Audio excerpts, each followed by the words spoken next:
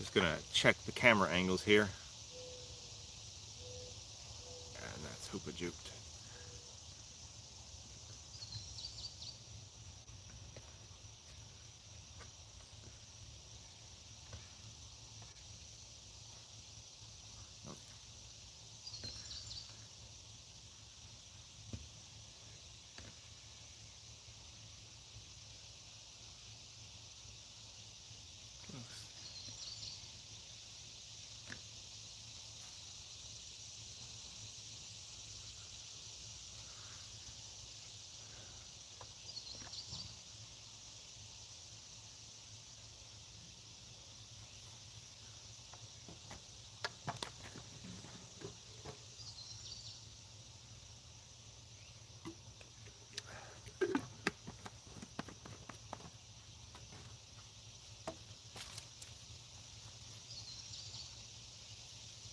Show notes.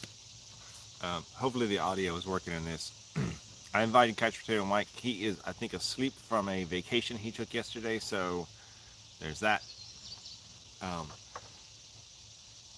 Yeah, good. So what I'm planning on doing is I'm going to start putting out the podcast episodes on YouTube Live, and I'll schedule them. I fucked it up this time, but I realized when I went to go start the live that it was scheduled for 7 o'clock tonight. So if you're waiting for the 7 o'clock tonight, sorry, that's not going to happen. It's 7 o'clock in the morning, which, granted, probably isn't the best time. I believe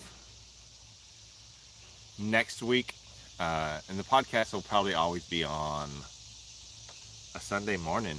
Yeah, podcast could be on Sunday morning. That might hurt viewership. Maybe I'll do it for the afternoon. I don't know. Comment below when you think the best time for a live episode will be. There's only coordinating me and Mike's schedules is a bit wonky. Sundays are easily the best. Saturdays are probably a no-go unless it's early, maybe. Yeah, Sundays. But you know, if people want to sleep, I guess people like sleeping in on Sundays. You know, I slept into 6:37 today, so I understand. But maybe if more people, it doesn't really matter because it's going to go on the podcast. I'm going to rip the audio out. If the audio is usable, I don't know. There is nobody in here to tell me. So there's that. Maybe I could, you know what? I'll message my wife and I'll be like, can you hear me? Can you hear me now? Where is, so if more people say they'll listen in the afternoon, you know, say after church, like 2 o'clock in the afternoon or something, maybe we'll just move to that.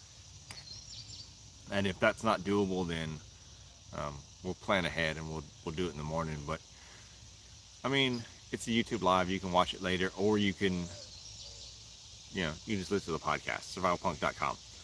So there's that. I'm gonna message my wife.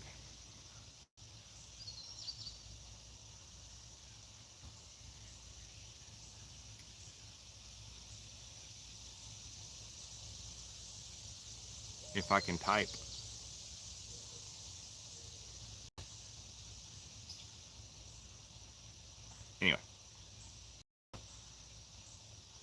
Anyway,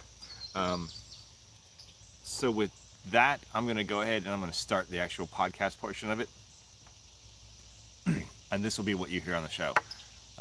I mean, in the future, maybe this will be fun. Like, we'll hang out. I have a second device where I probably need to log it. I don't know jack shit about YouTube live stream, so let's just do it. Hey, this is James from SurvivalPunk.com, back with another episode. You're going to start seeing YouTube live versions of the podcast.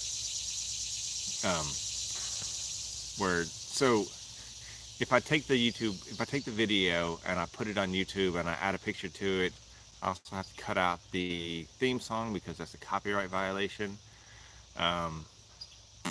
Whatever, YouTube. So to cut out the I have to cut out the audio, the intro, which is a great song. And if you are a song maker and want to help with the new song, that's great too, because SurvivalPunk probably needs a new theme song. So anyway, if you're listening to this on audio, just be aware that the YouTube channel now has a video version of the podcast. And if you're a YouTube listener, just be aware that there is an audio version of the podcast you can listen to on every single podcast service there is. It's on all of them. So now that I've come back out of retirement, I heard about some new podcast services like Podcast 2.0 and some different directories. And I went there and I was like, oh, I'm going to add myself. And it's like, podcasts already exist. I was like, oh, that's good. It's good to know that I'm still in there.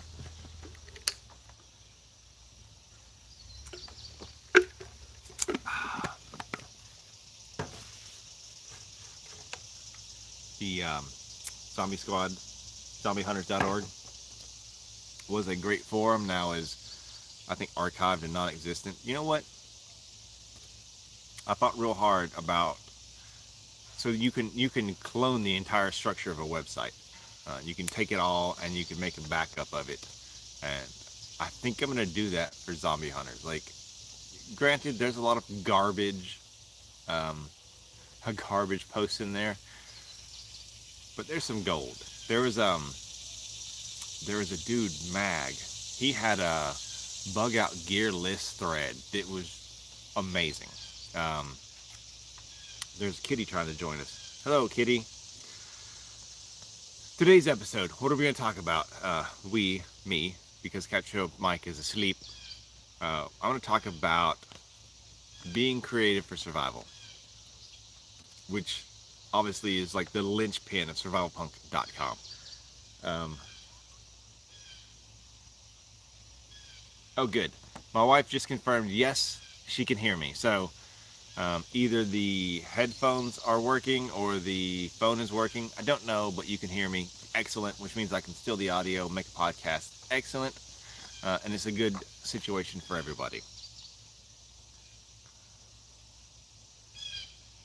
Let's thank her.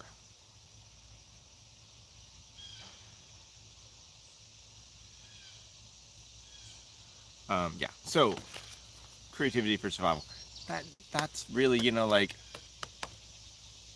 some people have it and some people don't. And I think you can work towards it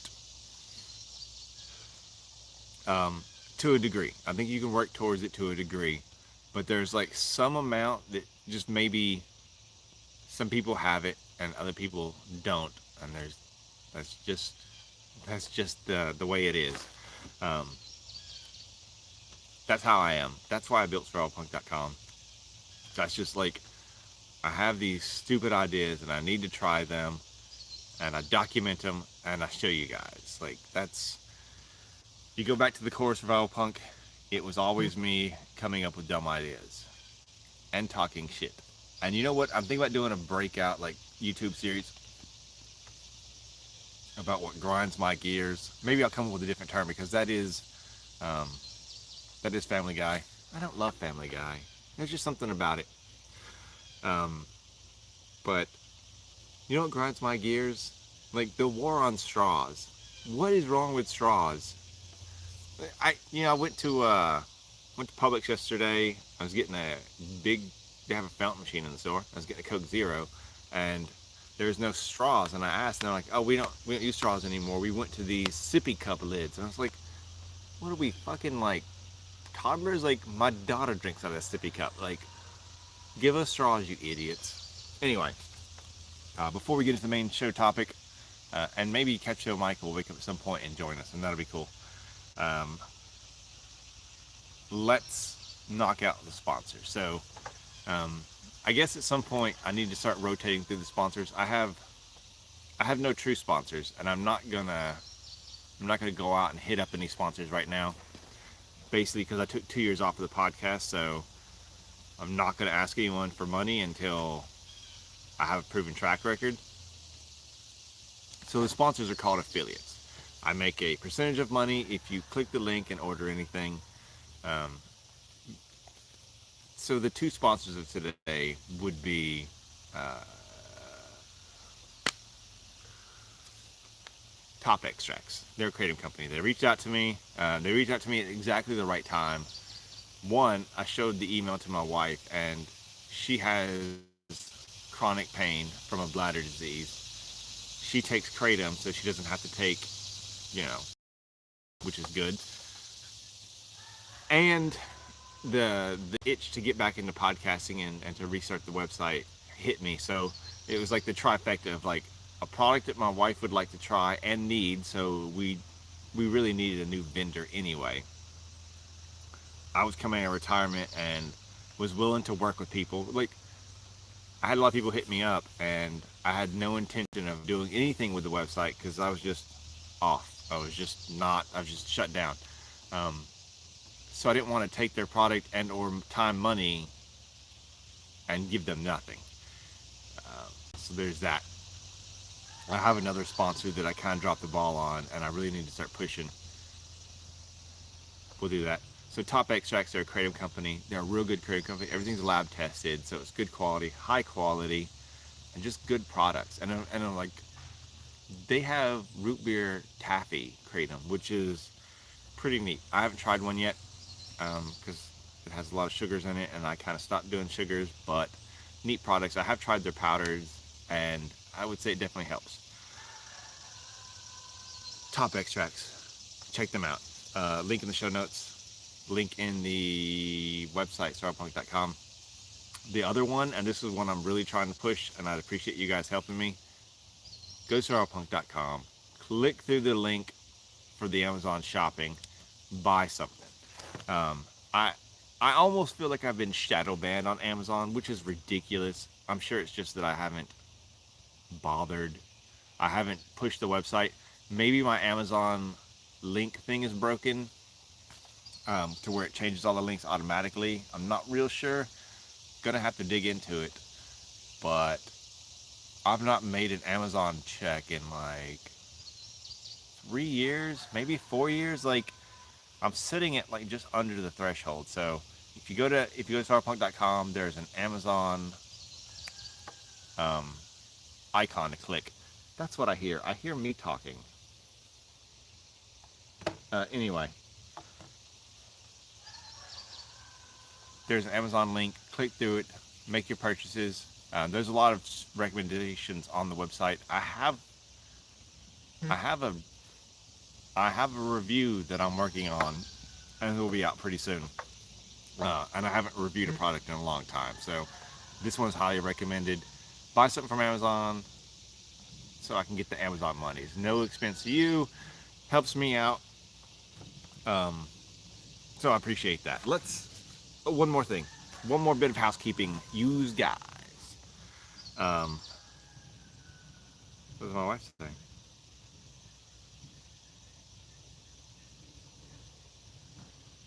Oh, good.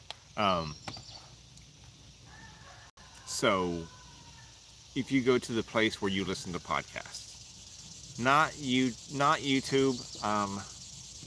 I don't think I'm gonna do this for YouTube, even though I'm kind of pushing YouTube in my mock. So there's a mock contest going on. I'm calling it the Road to 1K. So the reason I stopped using YouTube was they was dicks, and they demonetized me because I was at like 500 subscribers. They demonetized me before I had like the biggest video I've ever put out with like 60,000 views, which, for me is a big amount. For normal people, that's nothing. That's a small video. For me, that's a lot. So I put it out. I would have made a bit of money. Not a lot, but I would have made a bit of money. Would have, and definitely would have kept going at it. But they demonetized my channel just based on size. They didn't personally attack me. They didn't. It was just a decision to demonetize the smaller channels for whatever reason. Just for whatever reason, just to keep that content out. And probably like myself, a lot of people just stopped making content. Like, just kind of slap in the face. Some people probably get fired up and just made that leap to 1,000. Like, not. So me and Mike, Catch Potato Mike, CatchPotatoMike.com, and Catch Potato Mike on YouTube, we're doing a little contest. Even though he's like, fuck you, James, I'm not doing it. We're doing it. He's not here to argue, so we're doing it. The road to 1K. I just want to get to 1,000 subscribers before Couch Potato Mike, we're currently around the same amount. And I'm like, well, you've been actively putting out videos like several times a week and, you know, putting out your content. I've not done a damn thing to the channel in really 4 years. You look at my last video, it was 2 years ago, but it was just me taking a podcast episode, throwing it on YouTube with a still picture. So not doing anything. Like before that, it was like 4 years ago when I put out an actual video. I took 4 years off of YouTube. He's actively doing it. We're both around 500 subscribers. The race to 1,000. So I'm not a complete dick. Mike is my best friend. So subscribe to both of us, but I still want to win. I want us both to get there, but I want to win. That's the way I am. So, yeah, the contest, maybe I'll get some graphics made up and be like, the road to 1K. Anyway, if you go to the place where you listen to podcasts, it's not YouTube, iTunes, Stitcher, Spreaker, I'm on every single podcasting platform that I can find. And if you find one I'm not there, let me know, because I'll get on there. Go to that place, leave a review, leave a rating, send me an email, james@survivalpunk.com, with your whatever name you use to leave the review with, like hotcock69. You know, send me that information with your address. I will get you a sticker in the mail, SurvivalPunk sticker. Good deal. So you leave a review and rating, you get a sticker. Awesome. And my wife says I'm not double voiced, so I know the video quality on my end looks pretty crap. Hopefully it's better on your end. If not, then SurvivalPunk.com. Listen to the podcast on Wednesday when it comes out. Wednesday is the podcast day. Sunday is the video day, I guess. Let's jump into the main show topic. I was really hoping that Mike would have showed up. Anyway, if you know Catch Show Mike, call him and wake him up. There you go. Creativity for survival. You know, I was what I call shopping for show ideas. I was looking through some forum posts, I was looking through some ideas, and I found a post from someone that's like, blah, blah, blah, I don't remember, and I was looking through the comments on it, where people were commenting, and one person was like, creativity, and I was like, man, I could grab that and run with it all day long. That's the bread and butter around SurvivalPunk.com.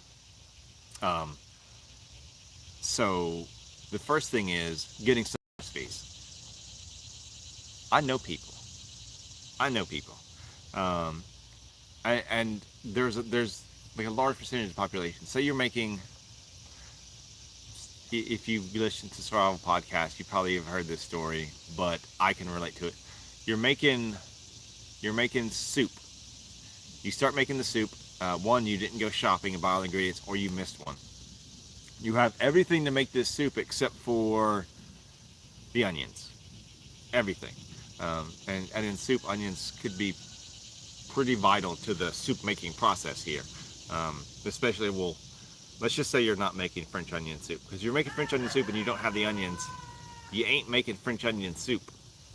You can make something else, you ain't making French onion soup. And the other thing might be delicious. So, you're making a soup, you get to the onion part, you don't have the onions, fuck it. You can't make it. Like, that's not even uncommon. There are people that if they get to the part of the recipe they don't have, they either, like, if they're checking it off, they just don't make it. Or, like, they just stop. Like, they shut down. Like, their mind can't process, like, I got to this part, there is no next step, what do I do? And this ties into a topic that we have further down on my list. Pink paper wife. That is further down my list, but they just can't get past that. Like, Like I get to a part of a recipe. So my wife and I started doing keto.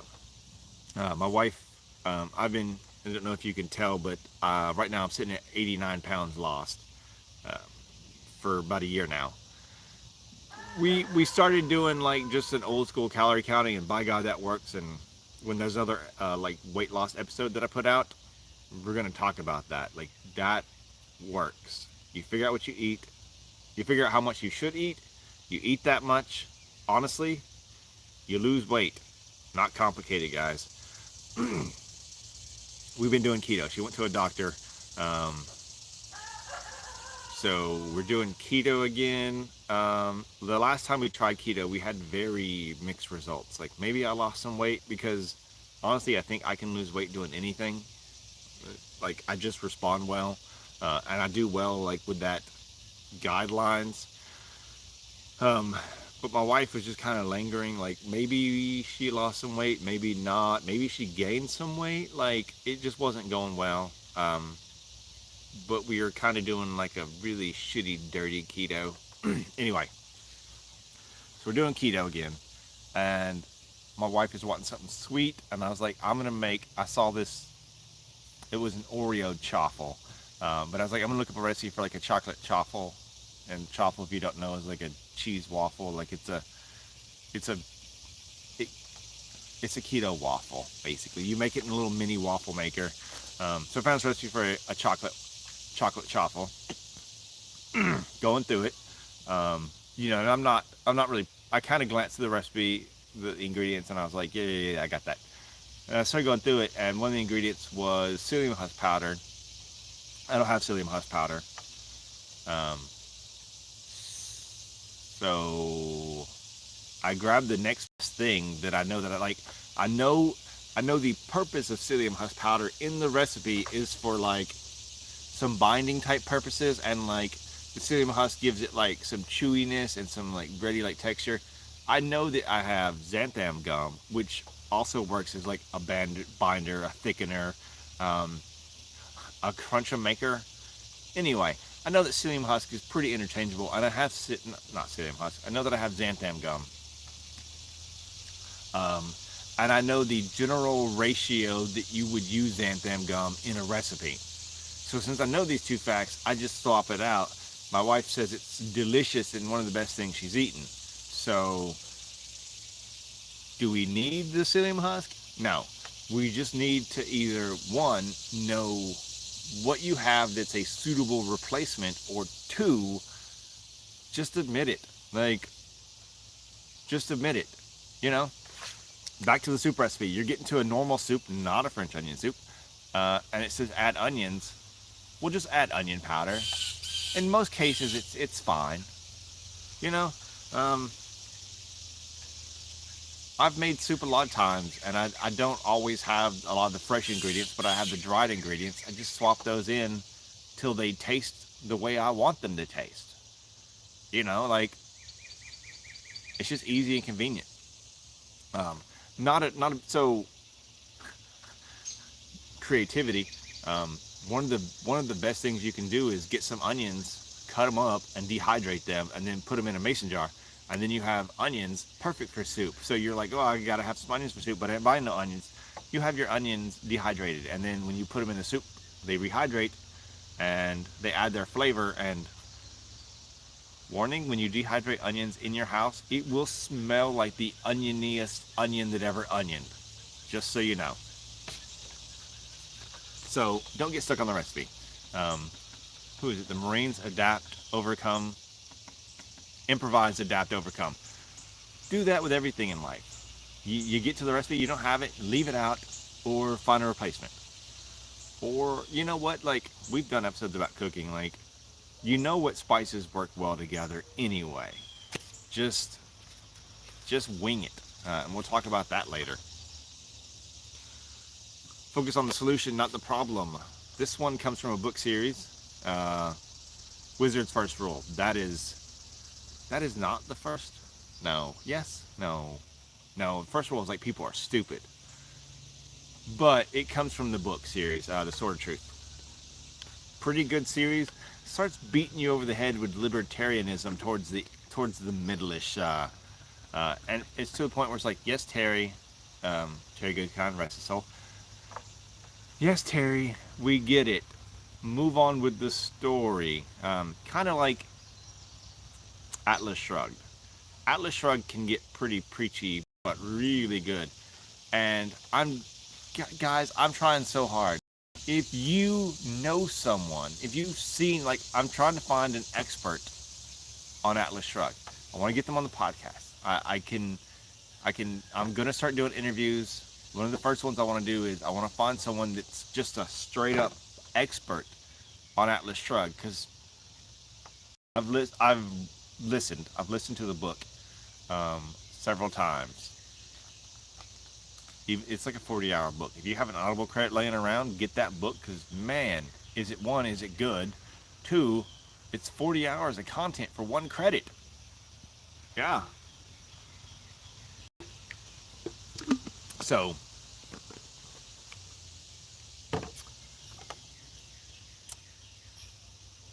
I want to get someone on the podcast to talk about that.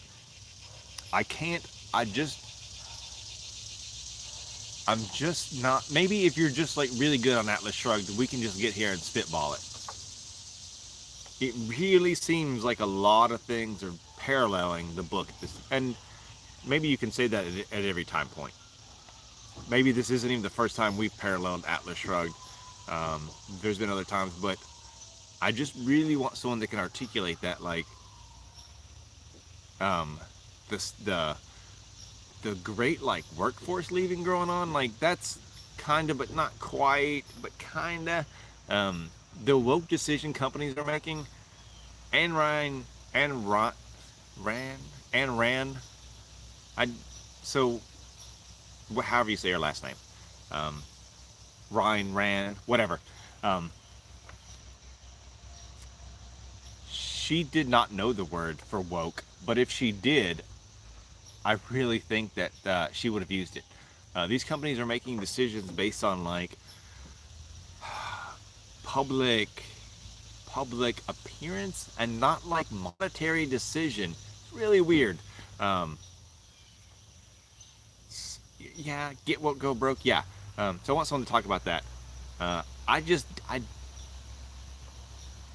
can see it and I can vocalize it, but I don't think I know it well enough to really dig into it. So maybe I just listen to the book another time or two and then just freeball it.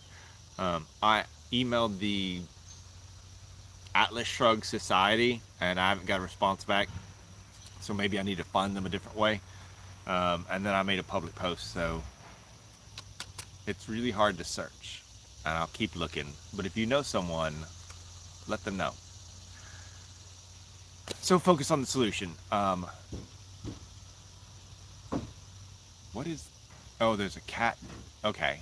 Cats are making noise. Anyway. Who hasn't experienced this? Like, something goes wrong, there's a problem, and you'll have people that are just like, they can't get past the problem. That's all they focus on. Like, well, I can't do this because of this problem. Well, okay, what's the solution? Like, they just can't make that mental leap, and I don't get it, because so I guess when you know there's a problem, you can be aware of the problem. So I guess some people just don't know that what they're doing is focusing on the problem. Part of my mindset, though, has just always been to, yeah, well, okay, how do we fix this? Like, I guess I'm a fixer. That's what I do. I just, if you've ever seen White Man Can't Jump, you'll know this. Pretty good movie. Rosie Perez's character is like, I'm thirsty, so Woody Harrelson's character gets her a glass of water, and she was like, I didn't want a glass of water. I just wanted to convey with you that I was thirsty. And maybe it's really a male-female problem. Like, why would you talk about the problem to not want to solutionize it? Like, if you're thirsty, get a glass of water. Like, I don't want to waste time talking about being thirsty. I want to solve being thirsty. Um, that's just me. Like, there's a problem. You just fix it. You focus on how to fix it. Like, I don't want to talk about the problem. I just want to fix the problem. That's just me. Um, but that's a lot of people too. Like,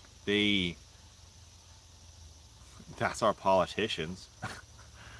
Not to go off the rails here, politicizing. Let's see if I've had any comments. Well, it says no connection. There's that. Uh, no connection. Anyway, hope the phone is connecting. Anyway,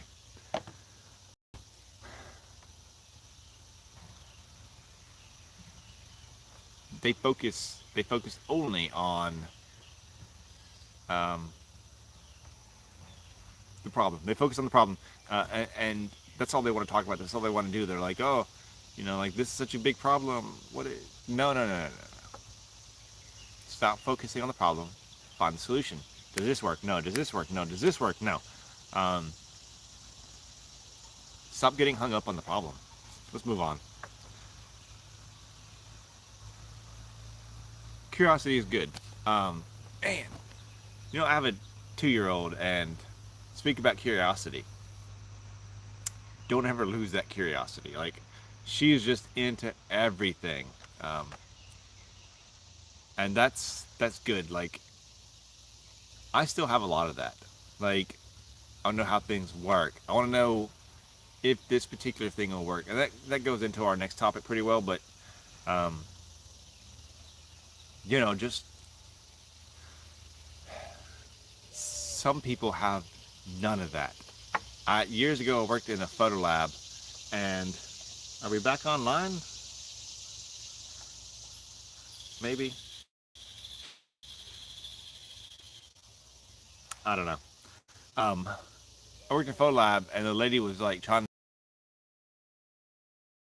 self-service kiosk. Hate learning. What? You hate learning stuff? I was like, I don't even. How do you respond to I hate learning? You ain't gonna make it through the apocalypse. That's for sure. But that's not like that uncommon. Like, there's a lot of people that they just don't want to learn.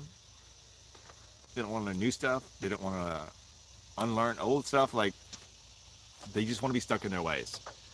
So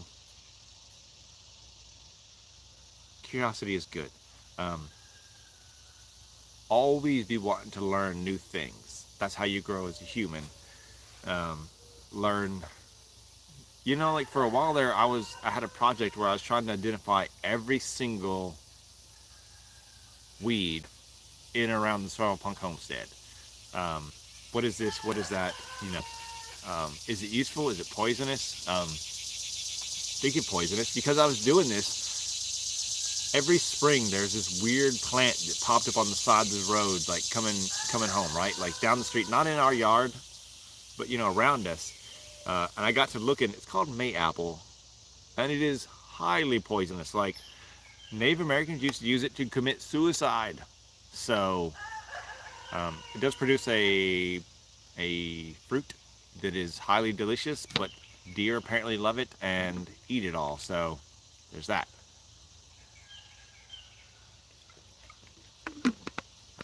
And just knowing that there is a super deadly plant down the street. Because if you have kids put everything in their mouths. Like, if there was one in the yard, like, my daughter would probably eat it. Just saying. Knowing what's around you and knowing what it's good for, like, that's good. I I also had an idea for a while to make an app where you could, like, an active user contributed map where you can add wild edibles to it. Like, oh, there's chicory here, and there's a wild grapevine here in these woods. Like, something like that, where, like, sort of a user contributed thing, like hard times hit and you're like, man, I could really use some morels. They grow here in this field often. Let me go check. Oh, I found some morels.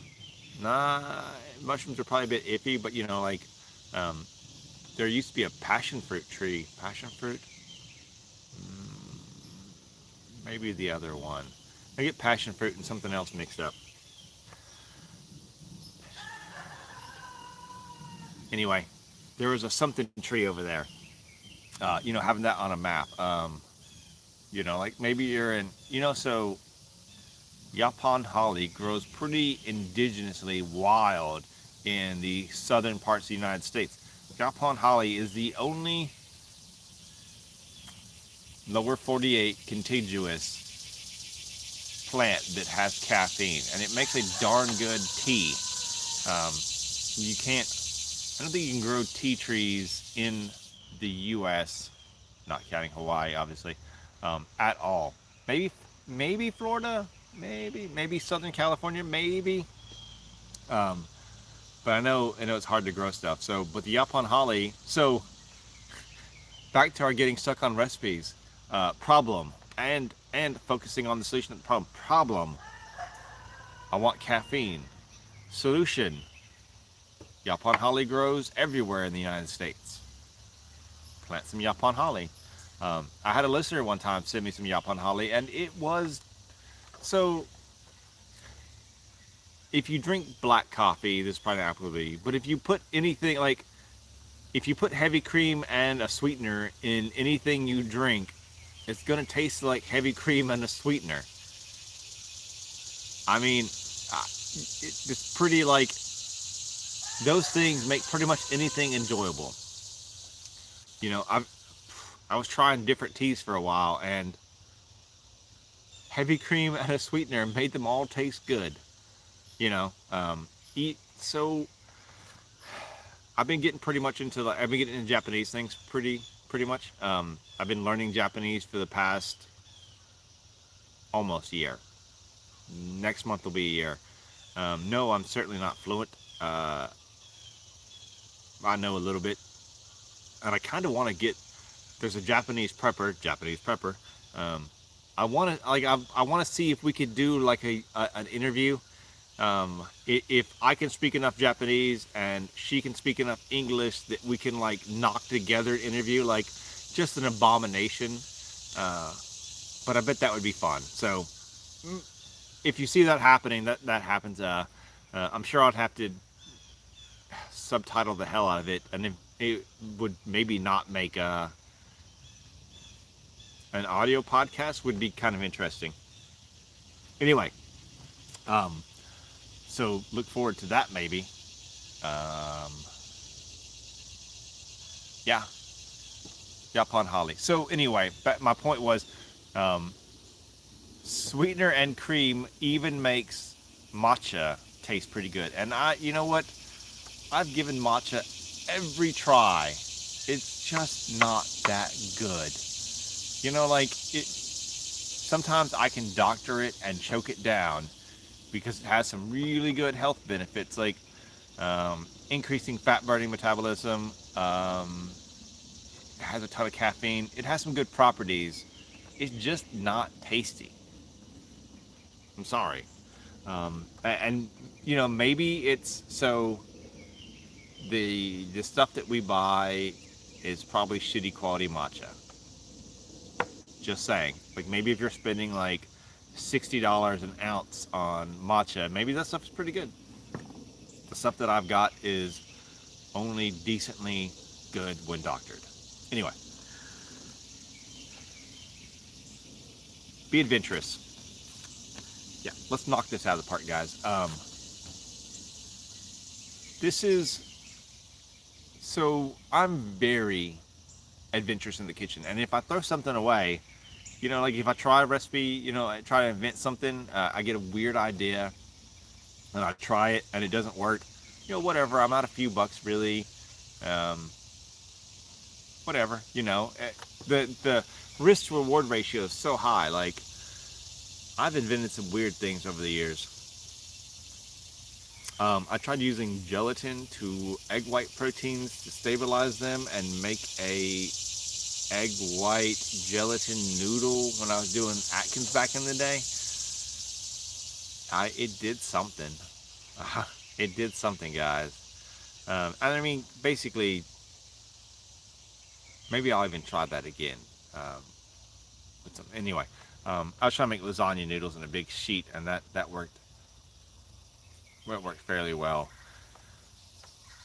But anyway, I've tried. So recently, I was like, problem. We want sweet pork rinds on keto, but we want them to be keto friendly sweet and not, carby sweet.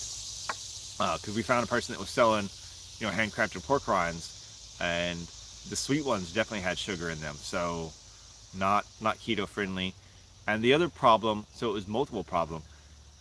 How do you get the sweet seasonings to stick? Like, I could make a big batch of like erythritol and cinnamon and just kind of, coat the pork rinds with it, but it's just gonna fall off. So we need a way to adhere the flavoring to the pork rinds to make them sweet. Solution? I just started making dips. I was like, James's line of keto dips.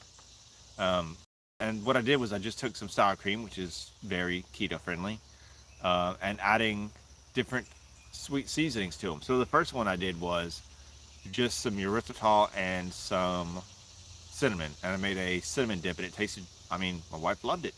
What was the other one I did? I made a chocolate dip with some Flavor God chocolate donut. It was okay. But I think there's a bunch of different ways to skin that cat to make it more betterish. So problem, solution, moved on with life. And being adventurous. Like, just don't be afraid. Like, if it sucked, I would just threw it away and moved on with life. Like, I'm out like what? $1 for some sour cream. I didn't even use the whole sour cream. It was leftover sour cream from like Taco Tuesday, so I had to buy it anyway. So it worked. Be that with everything. Like, there's so many like survival things that I've done. It's like, be adventurous. I was always on the quest for a good fire starter, and I discovered that coconut oil worked like maybe the best. Like, through my testing, like, people are like Vaseline, cooking oil. Coconut oil worked better than everything. Like, I got like 8 minutes off of a cotton ball soaked in coconut oil. Speaking of weird things, I had a company one time send me coconut oil based personal lubricant. And they're like, do you want to try this? And I said, yes. Why not? I will absolutely try your coconut oil personal lubricant.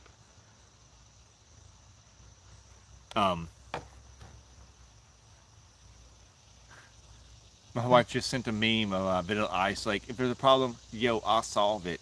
Yeah, maybe I'll even take that picture and put it up for today's episode. What is she saying?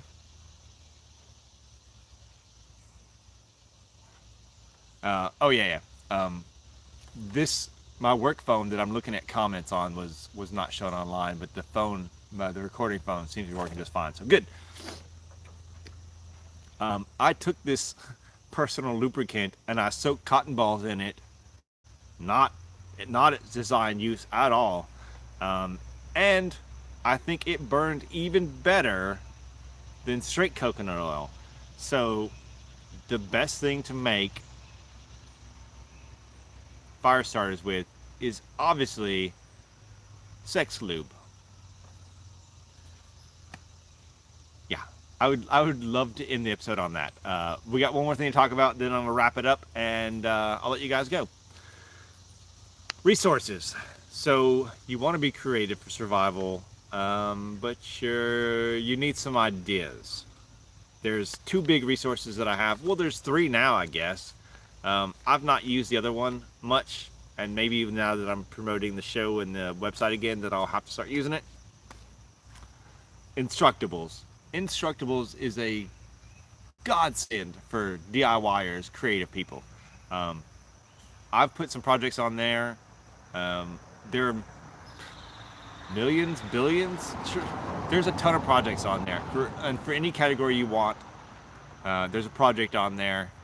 There are survival categories. There's different categories of people that had ideas, tried them out, and showed you how to do it and the results. So, Instructables, me and Mike, God, 20 years ago or so, man, a long time ago, when I was in my early 20s, so yeah, 19, 15 years ago, um, we started doing this Instructable Sundays, because at the time I was also off on Sundays.